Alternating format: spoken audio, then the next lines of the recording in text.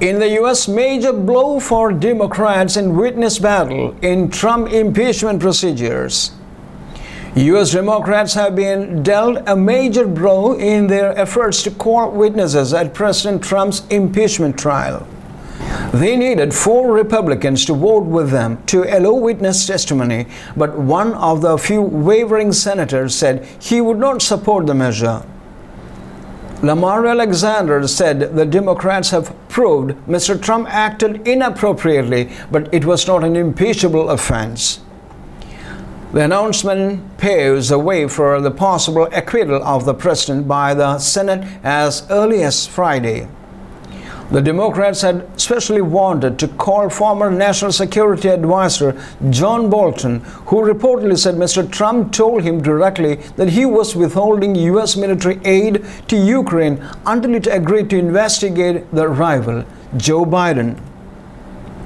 In a statement late on Thursday after a long question and answer session at the Senate, Mr. Alexander, who represents Tennessee, said the Democrats had proven that Mr. Trump's actions were inappropriate. But the 79-year-old said there's no need for more evidence to prove something that has already been proven and that does not meet the United States Constitution high bar for impeachable offense. He added, the question then is not whether the president did it, but whether the United States Senate or the American people should decide what to do about what he did. I believe that the Constitution provides that the people should make that decision in the presidential election that begins in Iowa on Monday. Democrats were hoping that 4 Republican senators, Mitt Romney, Liz Murkowski, and Susan Collins, as well as Mr. Alexander, would enable them to reach the 51 votes necessary to call witnesses.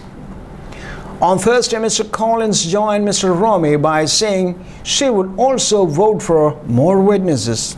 Mr. Alexander's announcement is a sign that Republicans will be able to block the move and put an end to Mr. Trump's trial with his expected acquittal.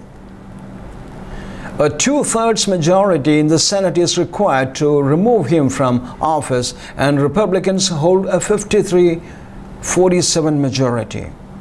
Each side is expected to present closing arguments in Friday's session before the Senate votes on hearing witnesses.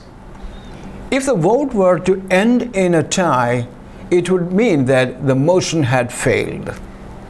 Unless the Supreme Court Chief Justice John Roberts, who is presiding over the trial, decided to break it, which is unlikely.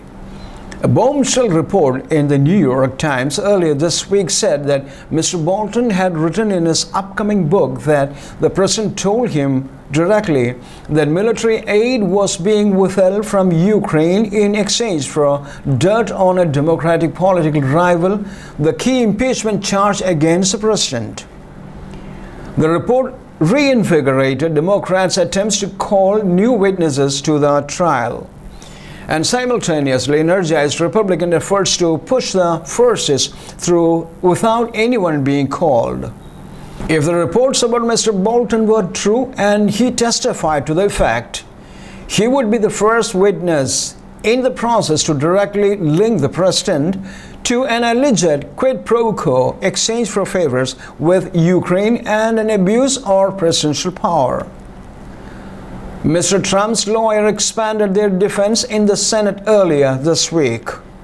He suggested that anything a president did in service of his own re-election could be considered to be in the public interest and therefore not impeachable at all. The tactic shocked Republicans and Democrats alike. The White House pushed back against the publication of Mr. Bolton's book, citing security concerns.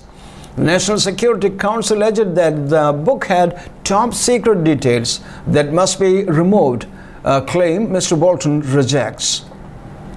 Mr. Bolton's lawyer, Charles Cooper, responded to the NSC letter last week by saying the book contained nothing classified as top secret. Mr. Cooper also said he had asked for an expedited review of a chapter about Ukraine. adding that Mr. Bolton was preparing for the possibility he could be called to testify in the trial.